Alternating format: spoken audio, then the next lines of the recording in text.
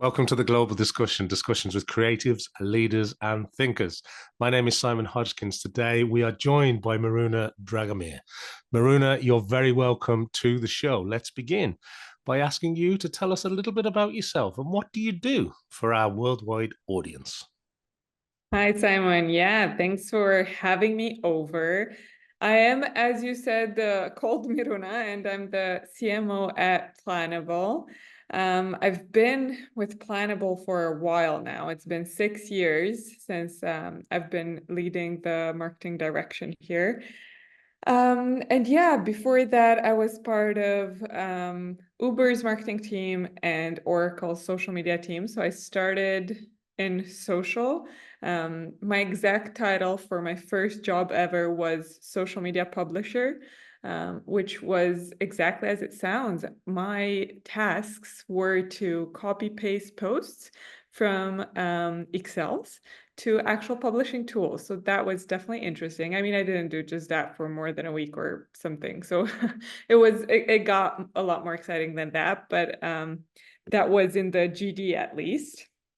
And yeah, and at Planable, I've started and joined when Planable was just a baby. I was the second employee, the first one in marketing.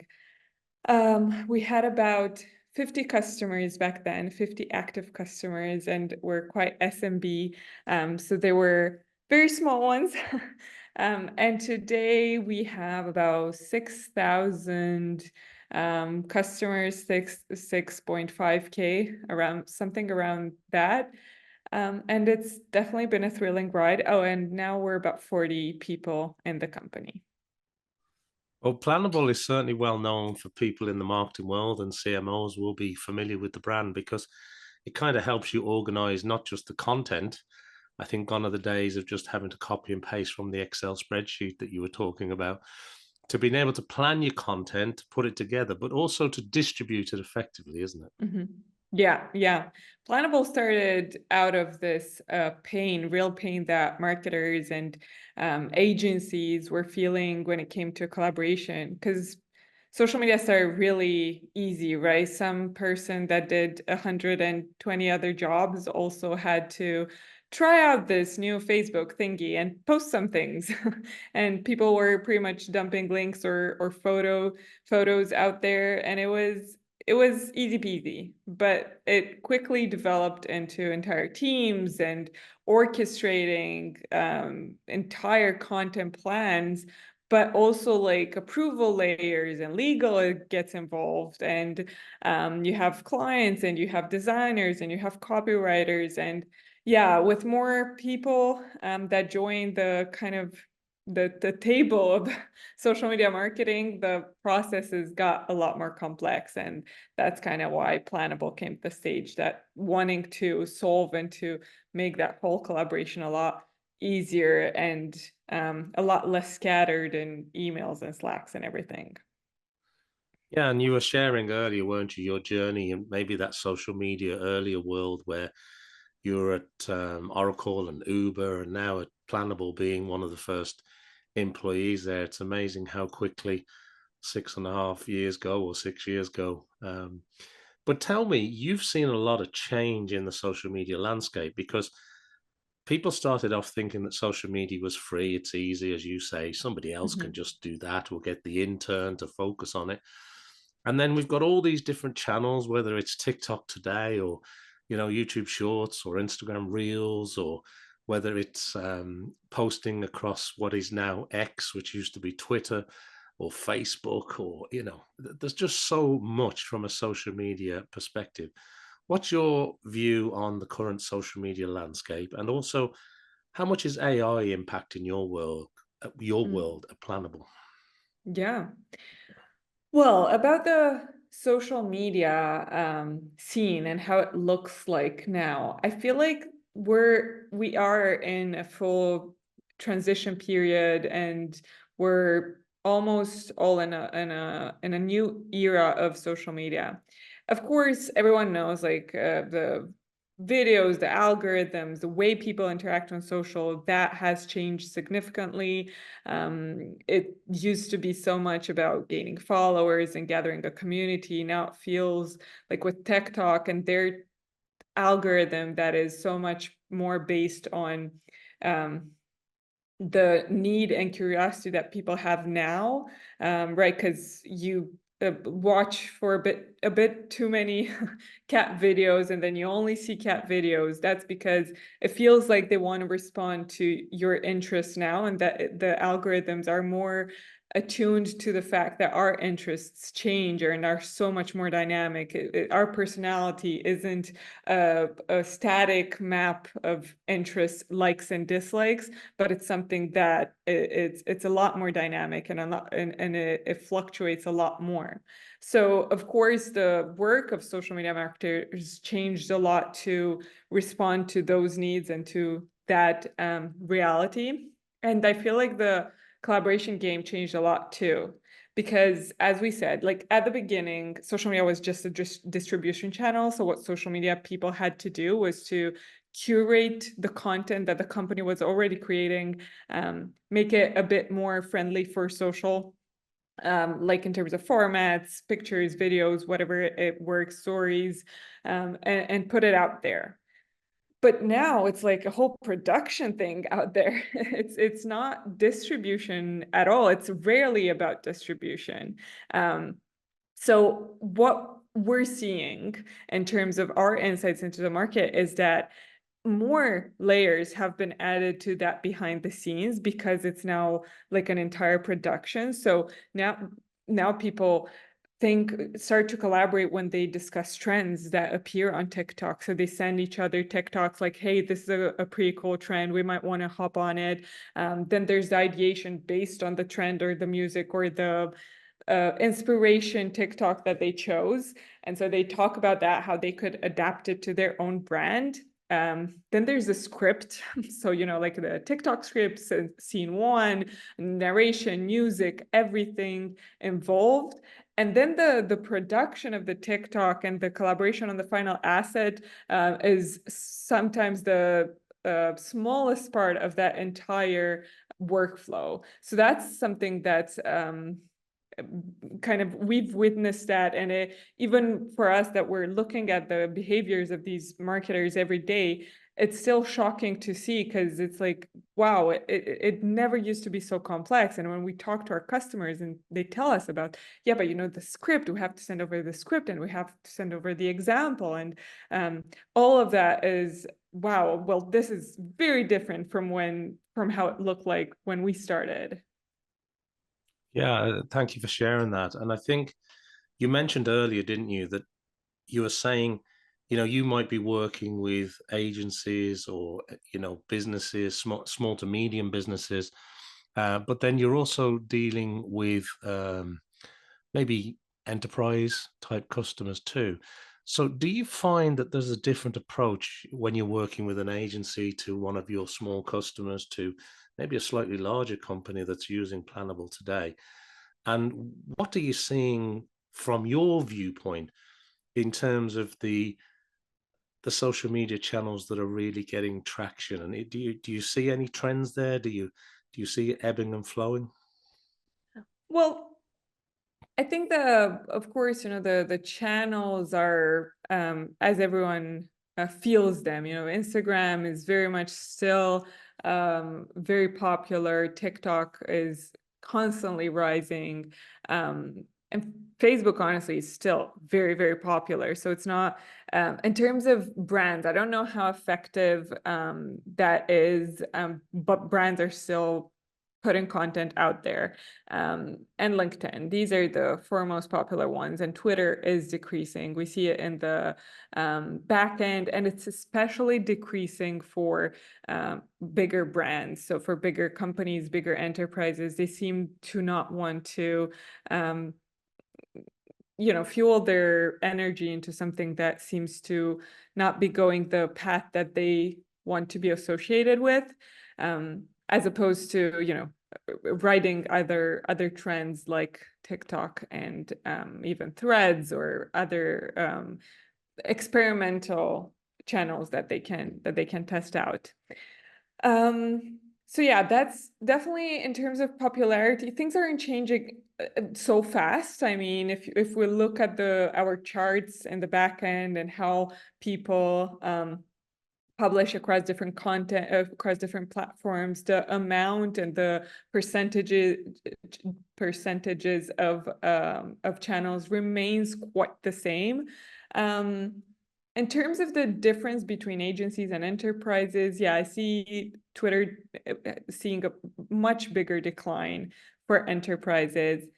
But as for the rest, the biggest differences that we see are from one industry to another, and less so from one company size to another, because social media can represent nothing for a company that is, I don't know, 200, even hundreds of and thousands of employees. If the company does not have a social media presence, and if it's not vital to them, because there are so many B2Bs out there that are solely focused on direct sales or government agencies. And anyway, there are businesses that don't need social media, or it's not as vital to them.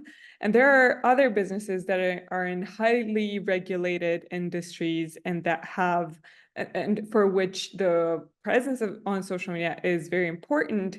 And so they have to have very complex approvals and collaboration behind the scenes. For example, bars. We have a company that handles hundreds of bars, and like restaurants. So they serve alcohol. They have to make sure that they respect the regulation in each country in which they post. So for that, they have multiple levels of approval, and it's important that everyone takes sees the content before it goes live, because otherwise it can be damaging and risky to the entire company. Yeah, you sort of raised the question of compliance there and regulations, and of course, that's only becoming more complex and intertwined in the social media landscape. And you also mentioned things like threads, which sort of came out of nowhere and started to grow. I'm thinking of other ones like Blue Sky, and I've been looking at something called Air Chat recently, which is voice to voice social media. My question is this: do you think it's too fragmented at this stage? Because there seems to be a new social media network popping up every now and again. The big guys have all got their own versions of it now, and our audience seems to have gone spread out. That's a very interesting question.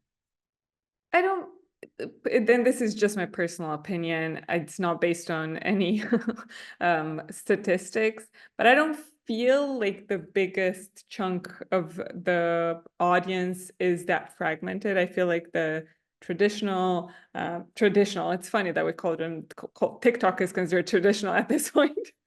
But the standard social channels is where the most people are. The new ones, I feel like people experiment with it. It's the classic early adopters. They're curious. They want to know how it works. They attract some other people, and most of them don't make it long term. They disappear. They don't get the critical mass, and social is so. It's like if everyone has to be there, or it's not worth anything at all. So you got the early adopters. If they can convince everyone else to join, then it's gonna die in a few years tops. And I feel like brands and social media marketers in particular have learned this type of behavior, and so they don't seem to be jumping on new channels as much. Even if they do, like with threads, it feels like at this point they're trying to see how it goes. It's not like a whole strategy for threads, but they're just testing the waters like everyone else is, because maybe, who knows, it could be successful. But if you're on TikTok now you have an entire strategy. You have plans laid out. You have 1 year ahead probably of pillars and topics you want to put out there and to tackle, as opposed to threads where you're like, sure, we'll post something, we'll see how it goes. Yeah, no, makes sense. And it brings me nicely onto something I wanted to ask you, which is about just the sheer volume of content that a CMO has to deal with today, and Mm. you will be no stranger to this. So whether it's YouTube or newsletters, video, written content, audio content, advertising that you're running, that blog post that you've got to get out, and of course all the social media channels that we've just been touching on. There's an awful lot that needs to be done now by the marketing department to gain awareness, maybe engagement, whether it's to grow a community or to get people to take action with that all familiar, CTA that's required. Have you got any advice for people? Because I talk to many chief marketing officers, and it just seems to keep growing and growing in terms of the workload. Yeah, that's definitely a pain. And it's more than just the growing amount of types of, it feels like um, it's being a marketer, there's so many things you can do. The world is or your oyster, like the saying goes. And it's the temptation of trying it all. And it's the fear of missing out, of leaving some sort of tactic or channel on the table. Like if you don't do that, maybe that's why, you're not overachieving your targets or anything. And that's definitely, it's painful. And as a CMO of a startup that has by default in the name limited resources, I feel that pain, and it's constant because we always look at other brands and they seem to be doing it all, or at least you see one brand that's doing insanely good video marketing, or you look at another one that has the best newsletter, and it's all so tempting, and you beat yourself up for not mastering all the channels. And I feel like that's something that um, we have to learn to live with, and we have to learn to accept that there are trade-offs. If you're putting your resources to do excellent SEO and to build that as your best channel, you're not going to have as much time, resources, and experience to do TikTok, or to do any sort of video marketing, or launch academies, or whatever else is out there. Um, for us, for example, and this is maybe very weird to say, but we haven't managed to succeed as much as we would have liked on social media. We're a social media tool, right? So that's that can come off as a surprise, but we're a social media tool, but also, we're in the B2B space, SaaS. Social media is not traditionally the place where people search for at SaaS as much as they search for B2C or for other types of experiences. Um, and that's painful. Every planning across the company, this subject comes up, like maybe we should do more of that. Maybe we should really try to nail social media at this time. Maybe we should go for it. But also I've got like 2 channels that are high performing, that are bringing us customers and results, and pulling people off those working channels to not lose on a new opportunity doesn't feel like the right choice. So the way I'm trying to balance these things out is that I'm trying to focus at least 70% of our resources on the things that are working, and to continue scaling those and improving those, and making sure that if SEO is so important for us, we're doing as much as we can to keep it a high performing channel and to scale it constantly. And if we want to try social, sure, but no more than the rest of the 30% of our time and resources will go into that. And we treat it as an experiment. So we decide from the beginning, we commit to trying social and trying newsletter for the next couple of quarters. We commit 30% of our time there, and see how it goes. And if after 22 quarters we haven't managed to make it work, we'll forget about it for another while and try something else.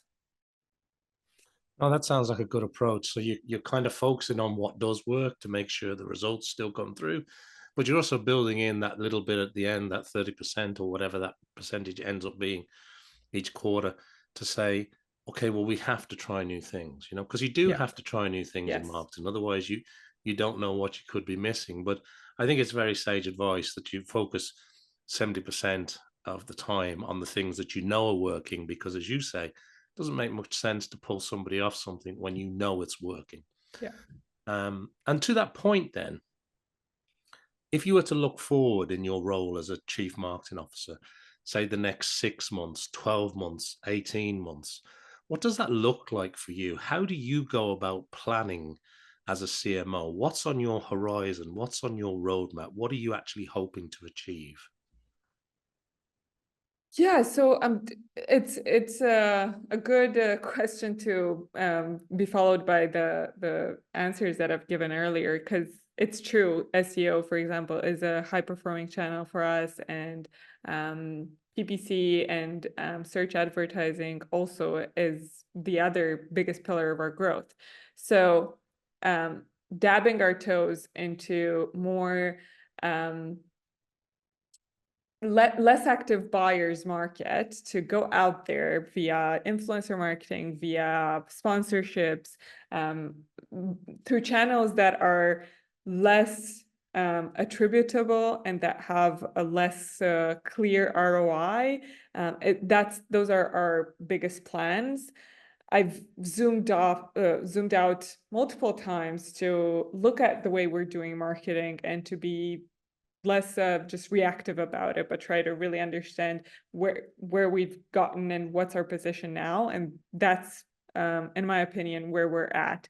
We capture a lot of the market that comes in looking for what we offer, and we want to go a step further and to speak more about Planable outside that narrow audience. And we're doing a lot of content marketing for that, but we do try to, it's a combination of the two approaches, right? We're not necessarily going all of a sudden spray and pray and just do, I don't know, subway ads, but we'd rather try to create super valuable content that responds to a very niched audience. So for us, for example, agencies, are a very good audience. So we have a social media pricing calculator that helps them understand what if their rate is good or bad depending on their location, their experience, the service that they provide, and so on. So we want to create more content like that is very well tailored to that part of the audience that we want to attract. Yeah, that makes sense. And obviously you're doing something right, because the customers keep growing, the business is growing. And it is interesting to hear you talking about zooming out now and again, just to reevaluate things. I think that's so important, because often as chief marketing officers, you don't get that opportunity very often to just look at it from a different perspective, through a different lens. And it is so important, because you can get so busy all the time doing the stuff that works, and being able to zoom out. I love the way you described that. I think that's a real beneficial process. So thank you for sharing that insight. Um, Before we run out of time, two questions from me. Mm. Number one is there anything that we haven't discussed that you'd like to maybe add into our discussion today? Or it might be something we have discussed that you want to expand upon. And secondly, and really importantly, if people want to find out more about Planable or get in touch, where's the best place to point people to? Yeah, so about Planable, the website is the best place to find out all the information. It's planable.io. And if you want to learn more, you can just reach out to me as well. I'm on LinkedIn. And if there's something we haven't discussed, I guess I could add to the zooming out thing, because I'm having all types of revelations in 2024, finding, new Planable, new me, new marketing team. It's not new, it's the same, but just, the new personality. I'm finding we have a structure that I think is quite common, at least in tech companies, to do OKRs on a quarterly basis, analyze them, plan the next quarter, and so on. And that works great for us as well. But for me, it felt like a very limited time frame, a few days in which we think about the big picture, the exact tactics, the exact key results as well, the budget, the money that we want to invest and everything. And it felt like a very tiring period of time, and it didn't feel like we had any space for really thinking outside the box, let's say. And I've been trying to, like, in the last month of each quarter, to change a bit the conversations that I have with my team. We're a 10 people marketing team, and we have biweekly one-to-ones. So I try to ask each, let's say, channel owner about their thoughts, their feelings, but without any sort of pressure. Like, how do you feel the quarter went? But more based on feelings, because we look at all the data, and that in itself can can sometimes feel like it's so much information, but it's not that much actually, because you don't get to, again, zoom out. So I ask them more feeling based, how they're feeling, how the quarter has gone, how what worked, what didn't, and what they feel like we should be changing in terms of tactics, sure, but also in terms of approach and attitude. And it's been working really interesting for us, because it feels like we go into quarterly planning now a bit more prepared, in the sense that we have some conclusions in our head. We have a picture that's painted and, broad strokes, but nonetheless, we have something to start from. Yeah, and I think it's interesting, isn't it? Because just going back to the very start of our discussion, when you were employee number two, first person in marketing, and now you've got 10 people in the marketing department, it's a very different machine today that you're heading up as the CMO. And it is interesting because, the people management side kicks in, and then you're talking about those sort of bi-weekly one-to-ones that have to be important. But I really like what you're saying around the feelings being just as important, and that those sort of broad brushstrokes. So thank you for Mhm. sharing that. And of course, people can check out planable.io or maybe connect with you on LinkedIn. Yeah. But look, that brings us nicely to the end of our episode today here on the Global Discussion. I just want to take a minute, if I can, just to thank everybody who's been watching or listening to this episode around the world. Make sure that you follow, like, subscribe, do everything I need you to do to help support the show. And I hope that you'll join me back here for some more discussions with creatives and leaders and thinkers, just like Miruna. Thanks very much for being on the show. It's been a real pleasure to talk to you today. Thank you as well, and thanks everyone for listening.